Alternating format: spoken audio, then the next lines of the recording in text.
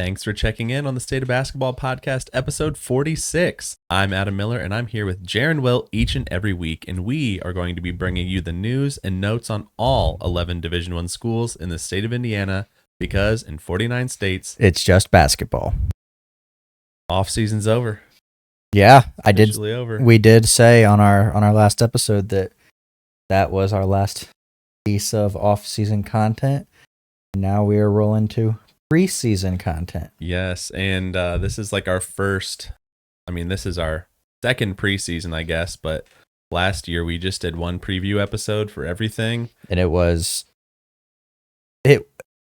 wasn't our best episode. Well, it was our first episode. If our first episode was our best episode, we should probably stop. That's fair. We also, went through every school and had to record the episode 4 times, 3 times.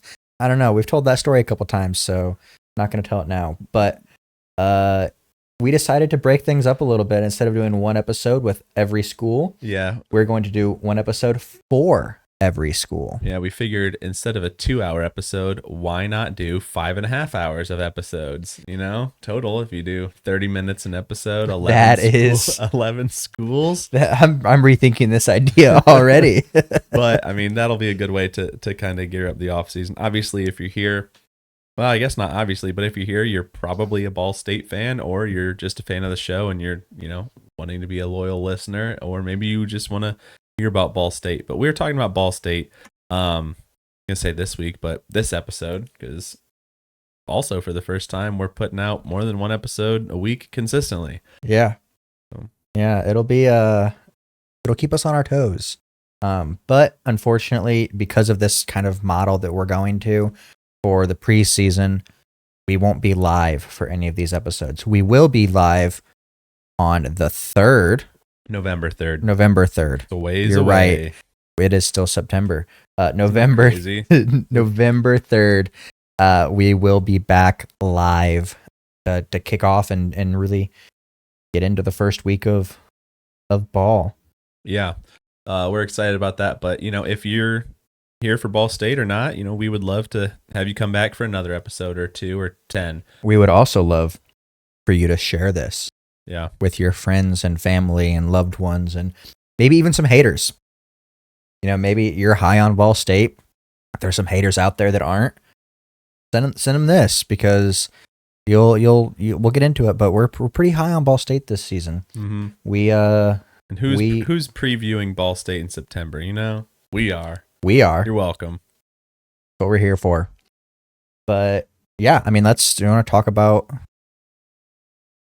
things now? Yeah, let's get into it. So we won't spend forever on this. Like we said, we'll keep them kind of bite-sized episodes, because Jaren and I have a tendency to ramble and say this will be an hour-long episode, and then it turns into 90 minutes easy. But yeah, so we're going to kind of break down every episode, every team the same way. So this is Ball State.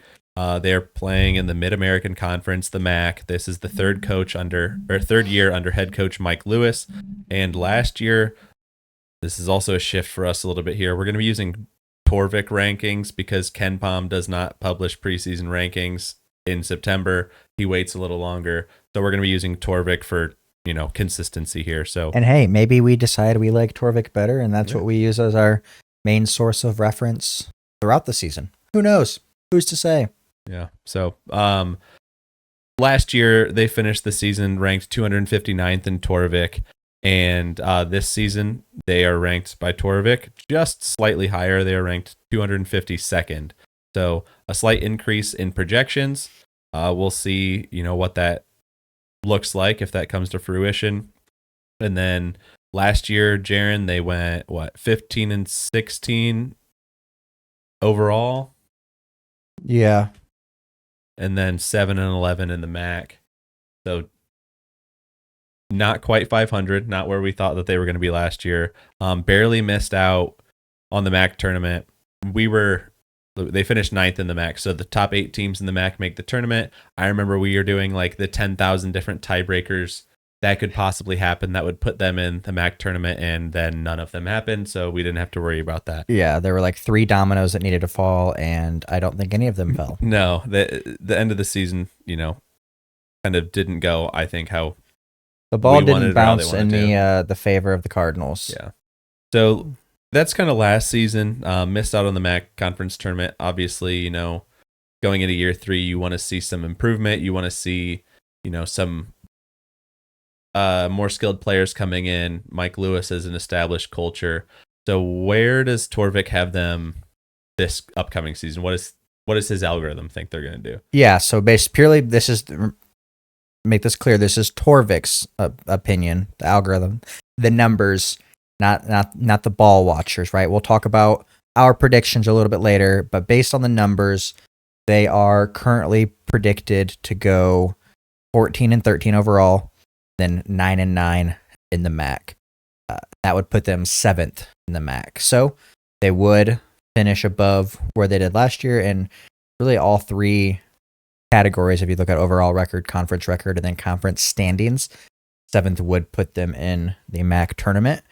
But I definitely think, and we'll talk about it, not just me, but Adam and I both think this is very much an underestimation of who they've got on their team. And when we look at their team, key returners, right? We'll look at key returners and then key newcomers. As far as key returners go, there's really 3 that kind of stand out. Mason Jones, he's a sophomore. Last season as a freshman, he started 23 of the 31 games that he played. His numbers weren't spectacular, but you don't really expect that sometimes from a freshman. He was 4.3 points per game, 1.3 assists per game, just under 4 rebounds per game. But he did average 28.4 minutes per game, so he played a lot of minutes. Yeah. So he was on the court getting experience. I think that experience is only going to help him this coming season. And they had a lot of scorers last Ball State had a lot of scorers, and you know, Anderson and Jihad, like Davion Bailey, yeah, they had a lot of scorers. So he played, you know, his role very well, and you know, I think that, you know, that his role should definitely increase. Yeah, I mean, even so, like, you know, maybe his numbers or his minutes don't increase. They could very well decrease just because of the guys that they brought in. But I think that the rest of his numbers, the rest of his output could increase just because of the role that he will play, and he'll just play better. And then another guy I think is a huge returner, Ben Hendricks, is now, he's the ultimate glue guy, right? He averaged just under 17 minutes per game, but he was backing up Bashir Jihad, who was just the team's guy, right? Yeah, so MAC level, like all MAC level player. Yeah. I mean, Ben's been with the program for 6 years. He's one of the few that they take their COVID year. They take he redshirted. Yeah, I think so. With, I believe, an injury, but I mean, he stayed. He was loyal to the Cardinals. He wanted to be a Cardinal. He wanted to stay a Cardinal, and I think that just is going to help the locker room. I think it's going to help the team mentality. He is, I mean, the ultimate glue guy, like I said. Yeah, so. Anytime you have someone who's been in college for 6 years, it's beneficial, especially when they see the floor a lot. Yeah. And then the final key returner that I have, our guy, Mickey Pearson Jr. He averaged 34.6 minutes per game. Only one player averaged more minutes per game than him last season. That was Jalen Anderson. Jalen Anderson is no longer there. So Mickey has seen a lot of time on the court last year, and even the year before. He did average 12.1 points per game, 5 rebounds, and he was shooting just under 35% from 3. So he's their leading minutes getter, returning leading minutes getter, and returning leading scorer. Yeah. So. And he when you watched Ball State last year, like, he was kind of the X factor, because like when he was on, they were great, and when he got shut down or struggled, the team struggled. So while they had so much scoring around him, they kind of went as he went. Yeah. For a lot of the games. So he's, you know, probably, in my opinion, probably the most important returner. I mean, he's, you know, 30 almost every single minute played last year. Like that is obviously valuable. Yeah, and that's why I saved him for last. By no means was the order that I gave the order of importance. other than Mickey being last. Right. And I mean, that's just, that's out. You just Yeah. But who's coming in? So we're not going to talk about every single guy and that's returning. We're going to talk about kind of the important ones, and we're going to talk about the important guys that are coming in. We don't know a ton about the freshmen, so we're not going to really get into them unless there's one that, like, holy smokes, like this guy's 4-star, 5-star guy. But who's joining the Cards this season, Jaren, and what are they doing? Yeah, so our friend Jeremiah Hernandez, we did an interview with him a couple weeks ago. Feel free to go check that out. We'll talk a little bit more about the impact that we think he'll make during that. But things that stand out, I mean, he's a 6'5" guard from Southern Indiana. He's a bucket getter. He averaged 17.2 points per game for the Screagles. And he's just going to be, I think, an X factor for this team. Again, I don't want to go too much into what we think he'll provide, just because I want you to go watch our interview with him, because he's just a cool dude. Yeah. And we got to really talk and get to know him. Mm-hmm. And during that episode, it's his last go round in college basketball, and it's not hard to imagine. I think it's probably a coin toss between who's the leading scorer on this team, and he's one of them. Yeah, absolutely. Nice. Nice. Another key newcomer is really, this one's a wild card to me, but Joey Hart. He was 100% 3-point shooter at UK last season. A big reason that he stands out to me is, I mean, he had the chance to play under Coach Cal. Yeah. And I think that anytime you have the opportunity to learn from a coach like that, especially as a guard at the highest level in college basketball, I think that there's going to be some things that he learned that translates. And I think that his impact will, be seen to some capacity for the Cardinals. Mm-hmm. Yeah, I mean, I don't know how much he'll play. I imagine it'll be a decent amount, because he did get his red shirt. So this is technically his red shirt freshman year, because he didn't play enough last year. So he'll be able to have 4 years, hopefully all at Ball State. And I think that, when he committed to Kentucky, it was a little surprising, because Kentucky just didn't have a full roster, and he seemed more of like a Missouri Valley MAC level player than a SEC level player. But I think that this is right where he belongs, and I think Mike Lewis is going to do great stuff with him. Yeah, I mean, you go and you learn under Coach Cal, who does great with art, and then you go and play under Mike Lewis, who also, I believe, I really truly believe he is a great coach. Oh yeah, at the guard position. So I definitely think that there's going to be some positive impacts there. Another guy who is, I went back and forth on these next two on whether they should be key returners or key newcomers, because Peyton Sparks, while he is a newcomer, he is also a returner to the Cardinals. He played his first 2 seasons for them. But when I came down to it, I put them under newcomer, because we're purely referencing last season. So I mean, his MAC accolades speak for themselves. In his first 2 seasons, he made first and second team, and is he MAC freshman of the year? I believe was MAC freshman of the year. I wrote all of his accolades out, and then it was just too long for our list, so I removed them. Yeah, no kidding. But I do believe he is pound for pound the strongest dude in the MAC. He's going to create unlimited space for all of the slashers that the Cardinals have. They have a lot of them. So I think that he's just going to open up the court in a way that maybe Bashir Jihad didn't do last season. But it's a different style of center. So I do think that Peyton Sparks being in, I don't know. I think it's his final season. I think because his freshman year was 21-22, so COVID wouldn't be involved. So this is his final season. Yeah, and I think that I'll talk about it. We'll talk about it here in a little bit, but I think that he's gonna ball out this season. He wants to see success with the Cardinals. Yeah, especially after last season where he got a lot of hate from Indiana fans and some talking heads just because of his impact wasn't seen. But again, different style of of play. Yeah, I talked about it with Jerry, being the one side of the coin that could be their leading scorer. He's the obviously the other side. Yep. I think if you choose either one of them to be projected to be the leading scorer, I think neither choice is wrong. And we talked to Jerry about this, and he was like, I've never been more open on a screen in my life than when Peyton sets one for me. So they're going to complement each other great.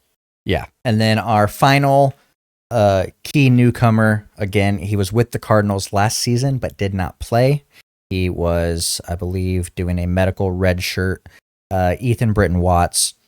He is, a great player. He played his first few seasons at, I believe, Boston. He averaged 2 seasons ago. He averaged 37% from 3, 8.6 points per game. He was a 93% free throw shooter. So when he gets to the line, he makes the baskets there, which I believe the Cardinals will be shooting a lot of free throws this season. Yeah. With the guys that they have, and having high level free throw shooting is going to be huge. But again, it's his final season of eligibility, and I think the experience that he has had over the last 5 years are going to be huge for Ball State's success. Yeah, pretty old team here with Ball State. Sparks last year, Britton Watts last year, Jerry's last year, Mickey Pearson's last year, I believe. Ben Hendricks last year. So, I mean, if you're trying to excel, that's kind of what you need. Yep. So that's something we'll talk about in a minute. But let's talk about their games. So the one unknown. So we're going to talk about their important games. We're not going to go through their entire schedule. Most teams have put out their entire schedule. So if you want the whole thing, look it up. We're not going to bore you with those details, but they're in an MTE, right? The Gulf Coast Showcase, and I don't know if the teams haven't been announced or the matchups haven't been announced. It's so when you go to the Gulf Coast Showcase's website, they haven't announced the teams. I think certain teams that have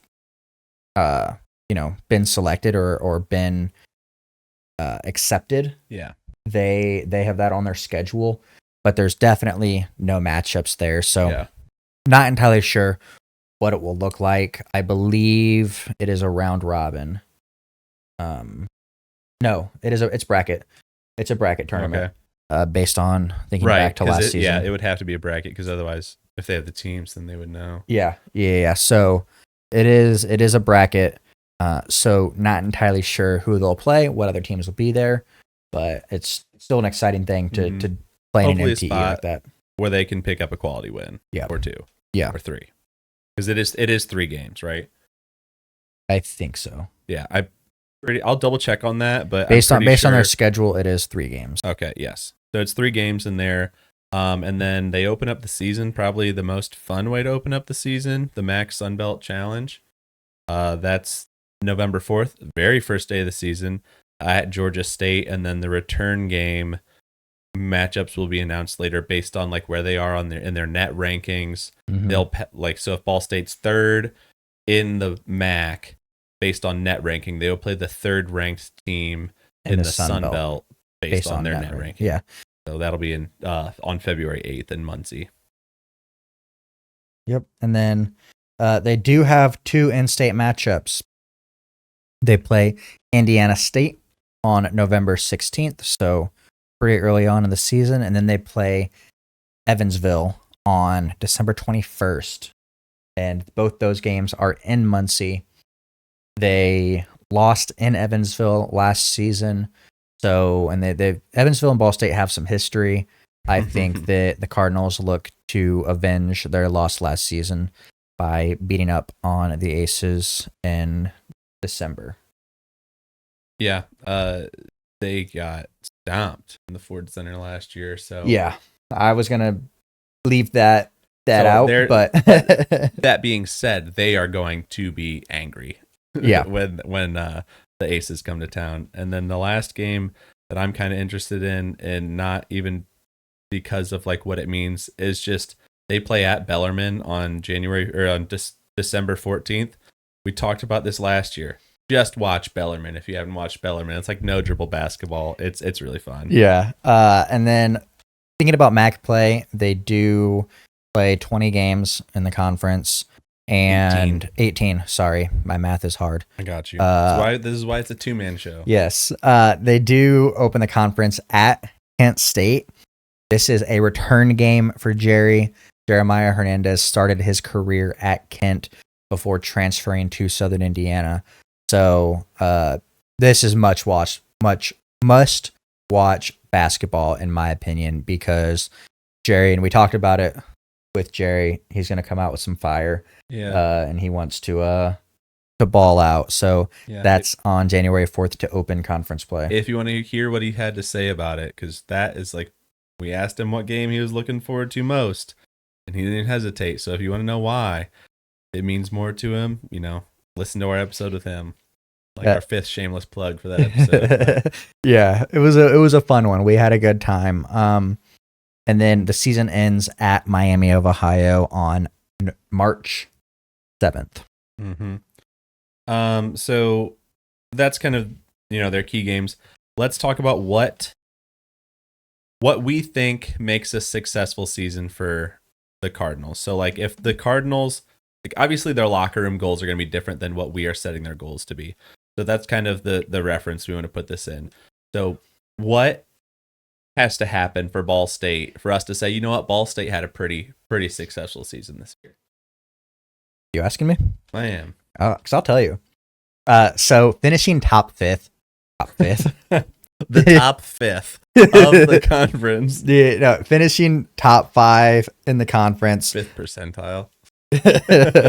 And then making the MAC tournament semifinals, mm-hmm. I think would definitely be a huge success for the Cardinals. At the end of the day, I mean, Mike Lewis is currently 18-18 in his MAC coaching career, so it's sitting right at 500. We want to see a major tilt that we want to see that a tilt in the positive direction. We want to see him, comfortably above 500 mm-hmm. in his MAC conference record. Yeah, absolutely. Making it to the semis, because last year they missed it. So only the top 8 teams in the MAC make the tournament, so they need to be top 8. Obviously, whatever happens in the tournament happens, but I think they would love to. If they make it to the semis, we'll be like, all right, that was a pretty good season. Like that showed improvement from last year. Mm-hmm. They figured out what they were missing, I guess, in the portal, and good season. Yep. All right, you want to talk through? This is something new, and we are normally guys who like to not put ourselves out there. We're pretty soft. Like I said, I'm pretty sensitive. Be nice to me in the comments. We are going to make our record prediction. So we're going to say, this is what we think they're going to do this season. So we're going to go through their non-conference, and kind of talk about what we think that they're going to do. So I think that the MAC Sun Belt Challenge, because the first one, like Georgia State, could be a toss-up, and then the second, the return game, is going to be against someone that should theoretically be like an even matchup. Yeah. But it will be at home. Yep. So I think it's safe to say they probably go 1-1 there. Yep. So we'll count that as one, at least, right there is one non-conference loss. We don't know who's in the MTE, but old team, like experienced team. Yep. Maybe they run into a buzzsaw in one of the games, but what do you think? I think 2-1. I think they can go 2-1 the MTE at worst, right? Okay. Like I think that they could win more, but like to feel good about the MTE. Yeah, to feel good going 2-1. Go 2-1. So that's 2 losses right there in the non-con. And I unfortunately do think that they will lose at Dayton. Dayton is just they're becoming a powerhouse, if they aren't already considered a powerhouse in the mid-major world. So I do think in going to the crib, I think Dayton is going to win there.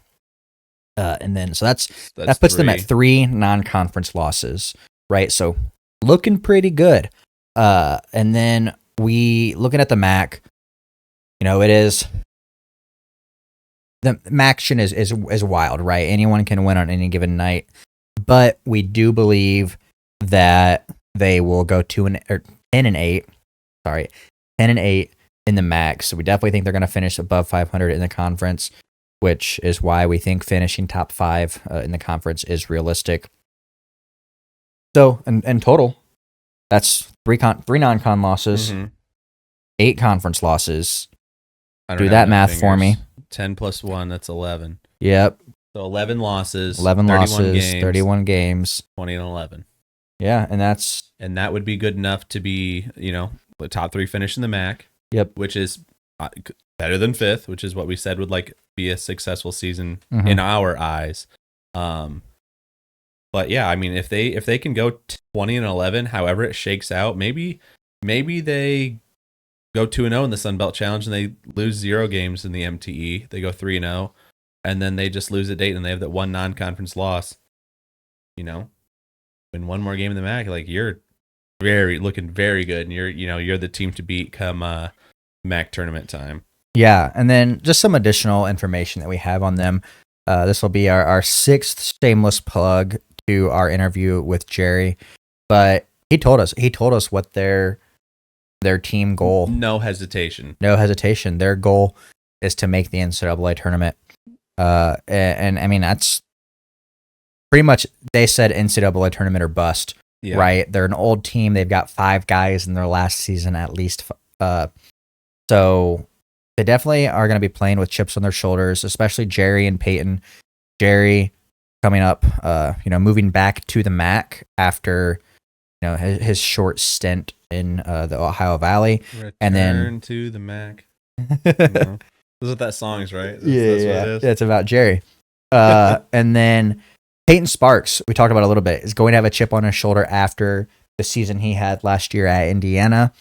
He's going back to, where he was dominant before. So, I think that goal is, while it's not what we put as our goal for the Cardinals, I think it's a very achievable goal for them. And if they're already thinking that way, if that's already the goal that they have in mind, I think that they're gonna be fun to watch basketball this season. Yeah, and I think that this is a team that's tailor-made to make a run into the NCAA tournament, and I think Mike Lewis had that in his mind because you've got experience. Yep. You've got a incredible big, probably one of the best mid-major bigs in the country, and then you've got someone who can give you a bucket at any time. And then you've got surrounded him with pieces potentially Joey Hart, and what can he do? Maybe he comes in, hits a bunch of shots off the bench. That's that is a recipe for making it to the NCAA tournament, and the MAC likes to make some noise in the tournament. So I could see Ball State come March getting in and maybe upsetting somebody if they get in, because the team is just perfect for it. Yeah, I mean, everyone has always said, aside from last season, that good teams in March are set up with very good guard play. Mm-hmm. The Cardinals have great guard play. They have an incredible rotation of guards. They've got a great center, and there's just going to be so much space for those guards to do their thing when you've got Peyton Sparks, who's just a mammoth, sitting down low. Yeah, if you got Peyton Sparks, getting 20 and 12 every game. Because he will bully people out of the lane. Yeah. He will bully people in the lane. He gets to the foul line so easily. And, that's just a recipe for success. Yep. So, I mean, 20-11, top 3, potentially top 3 finish in the MAC, making it to the NCAA tournament would be incredible. That would be, that's what we're hoping for. Yeah, absolutely. Anything else on the cards? No, that is our Ball State preseason preview. Yep. Preseason preview, season preview. Yep. Come back for who's next. Next, we're going to be talking about Butler. We're going in alphabetical order. We're simple-minded, so episode 47 will be Butler. And so if you want to hear about the Bulldogs, come back for that. If not, well, maybe we'll see you November 3rd. Yeah. Hope to see you before that then, though. And with that, now that Adam is done rambling, the clock is showing quadruple zeros, so it's time for us to get out of here. Thanks for checking in on the State of Basketball podcast. We will see you next episode. And remember, in 49 states, it's just basketball.